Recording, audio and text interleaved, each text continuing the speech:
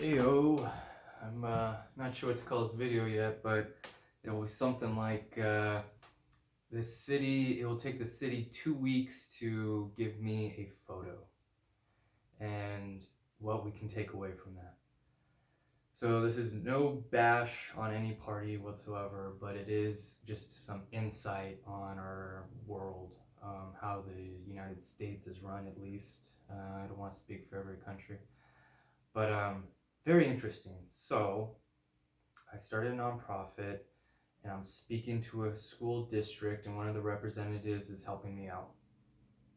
And in doing so, I needed a photo, and I offered to go up there and take the photo myself. I don't know. I don't know how classified I'm supposed to be, so I'm gonna kind of keep it vague, um, even though it's probably not a big deal. Anyway, the photo's not a big deal. I think it's out, but I do need their box to be open so I can see what's inside. So anyway, you're like, ooh, what are they talking about? It's not a big deal. But anyway, so I wanted a photo. It takes time. It takes that person to leave wherever their office is, meet up with somebody with the keys, go up and take the photo, and then hopefully they take the right photo. But we're in some special times right now, and every school district is bombarded with how are they going to get kids back into school because of the COVID-19. So they're extremely busy. That I completely understand. My point or my takeaway that we can get from this is that um, if it weren't for me trying to just do this extra thing that has nothing to do with COVID, that has nothing to do with getting kids back into schools, but it has to do with schools and kids, um, they wouldn't be doing this. This wouldn't be on their radar because they have other things to worry about. And so my point with this is that humans think, okay, I voted this representative in to politics so that they can take care of the job in my best interests. But you have to understand there are just so many tasks and so many things that people want done and that take precedence for them that nothing gets done, or not a whole lot gets done. It's the big priority ones. Obviously, COVID's the big priority one. So my little nonprofit thing that has to do with the environment, that's put off to the side, which is semi-understandable. But my point is that we need to be more proactive, us humans. I am now coming to a realization that I don't think we can do representation anymore, like have a mayor, city council, and then all their subordinates doing tasks. I think that's no longer a thing that can be done because we're living in a time where there's just so many more tasks. It's not just putting in the first stoplight in our small town. It's now so much more. I mean, I don't know if you could hear it, but there's like a gardener outside, and there's been leaf blower bans and all that stuff. So that's just one example of so many issues that people have. And we as people think, okay, we voted this in, I can walk away. I can keep to my busy life, which is work, family, and all those things. My life, I want to have a life, so I want to have fun too. Like, I get it. But now we have to evolve it to where it can't just be that. Like, I kind of want to put in a quiz for everybody that your little homework assignment, it will be a post, but it'll also be on here too. You need to know who your city council representatives are if you live in America, if you live in the US, or you need to know who your representatives are for any person living in another country. You just need to know who advocates for you. And you need that bare minimum. If you don't know that, I kind of want to argue you shouldn't be griping about the bigger issues like political votes and parties and who's the president.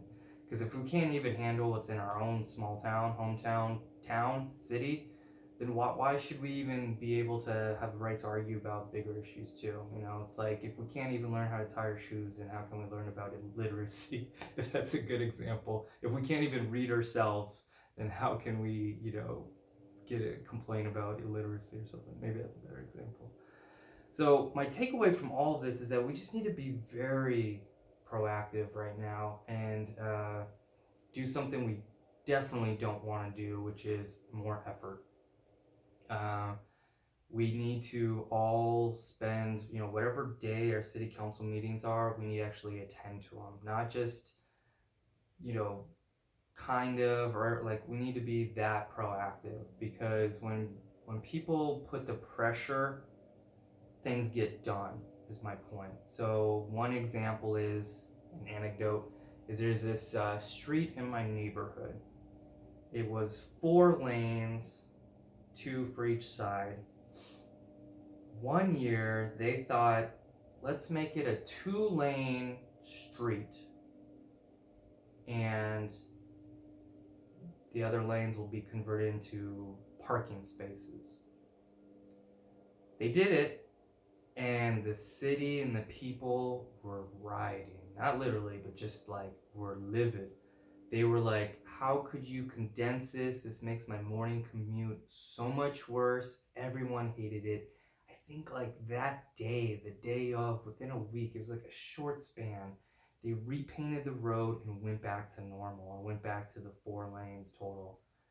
And you ask yourself, okay, there you have it. This whole bureaucracy of it's going to take 2 weeks to send a photo. Yeah, he's busy and it has nothing to do with politics. It's just his schedule. Totally get. But when there's a pressure, when people get on board and say, hey, we're willing to help or do more, things get done quicker. And this is just a long way of saying the more we come together, the quicker we can get things done. I'm just giving you a long-winded story so that you can kind of clicks, The idea is that we need to try harder. We can't just be like a city that just, lets our like I said, our representatives handle it and think they're doing the most. Like, we need to come together and have micro groups of that. Hey, we're, solar group. Hey, we're, healthy foods for our kids in the cafeterias group. But we need to put that, not necessarily a pressure, but we need to come as a tribe. We need to group up and do this. We can't be a society right now, especially in this COVID time when we have a little more leniency and a little more wiggle room for change, to just sit and hope for our old ways. Like, we need to be proactive even more. And it sucks because we live in a life now where we have to put in more of a load. And that means people that have double jobs and all that sad stuff. And that's how we can that's how the current state should be. I guess what I'm trying to say. Because old ways didn't work, our current ways aren't working, and we don't get things done. And we can actually get things done quicker when we band together. One guy chopping the great, redwood tree to build a house takes forever, but a whole community chopping down that tree, or better yet, raising a barn, whatever example. I'm terrible right now.